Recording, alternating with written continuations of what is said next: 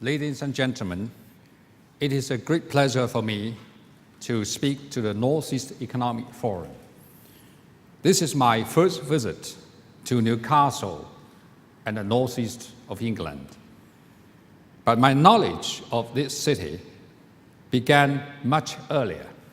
Like many Chinese, the first thing that comes to my mind about the city is Newcastle United or Premier League.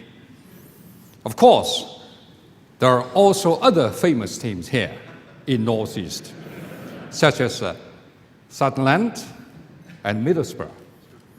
I'm sure in the audience there are many supporters and fans of these famous three teams.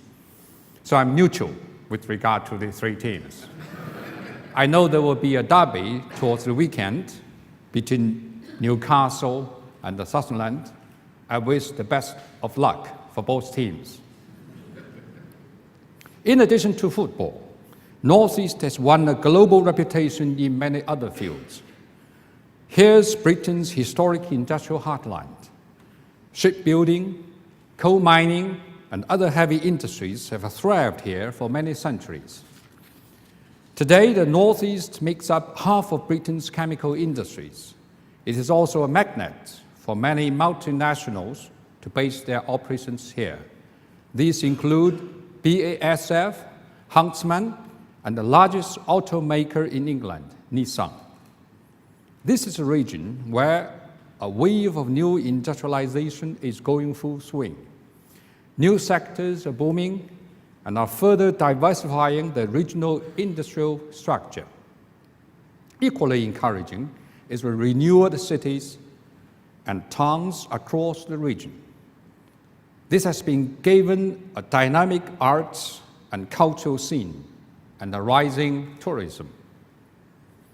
For me, this visit to Northeast is a special experience. I feel strong connection to this part of England. This may be because myself also from Northeast. I was born and educated in China's northeast part. My home region shares a lot in common with the northeast of England. China's northeastern region is also going through economic restructure. It's moving away from resource-intensive heavy industries. It is seeking sustainable growth and an economic future supported by new industries. Dalian, where I went to university, offers a snapshot of what is going on in China's northeast. This is a city known for shipbuilding, manufacturing, machinery, petrochemical, and oil refining. But now, Dalian has established itself as China's key IT and software center. 89 of the global top 500 companies set up operations there. The city of Fuxin is another example of how restructuring can utterly transform a regional economy. Like Newcastle, Fuxin was the coal capital in China. The economic pillars are coal mines and power plants. But over the past decade, it has built up a more diverse economy. This has been driven by modern agriculture and coal chemical industry and wind power. A range of new industries, including hydraulic equipment and new materials, are gaining strength in this city. These parallels between China's northeast and northeast England are most striking. So what other comparisons can we draw about economies of our two countries? This is a much complex question. I will give you an answer in two parts. First, China and Britain are major economies in a globalized world. As such, both countries have to deal with turmoil and risks in the world economy. This means we have to factor in America's weak economic outlook and evolving debt crisis in Europe. Clearly, These factors mean the stakes are high for both China and Britain. Turning to the second part of my answer, both China and UK are pushing through ambitious structural reforms. Yet at the same time, the nature and priorities of our approaches are different. China is a developing country and emerging market. We need to boost consumption. We have to move up industry value chain, and we must build stronger technology innovation capacities. Britain, by contrast, is a developed country. It is determined to revive its manufacturing strength. You are committed to develop creative industries, and overall, your aim is to increase exports to the rest of the world. What deserves very close attention is what lies behind these differences. The reality is that our two countries have needs and abilities that can be matched. There are real opportunities for China and Britain to build closer commercial ties and partnership. There's a huge potential for mutual benefit. The continuing financial crisis means we are in tough times. In these conditions, what we need is a win-win partnership. That is the way to emerge from crisis stronger and prosperous. We are headed in the right direction with the Sino-UK economic partnership. Let me give you some of the indicators. In 2011, the two-way trade in goods between our two countries reached a new high of 58.7 billion US dollars. That is up by 17% over the previous year. At the same time, British export to China grew by 28.8%. It is a shared objective of our two premiers for bilateral trade to reach 100 billion US dollars by 2015.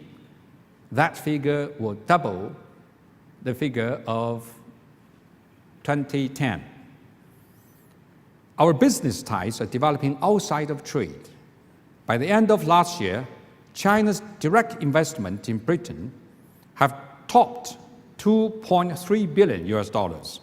Almost half of this investment, 1.13 billion US dollars, was made in last year alone. The faster flow of Chinese capital means more balanced two-way investment is emerging between our two countries.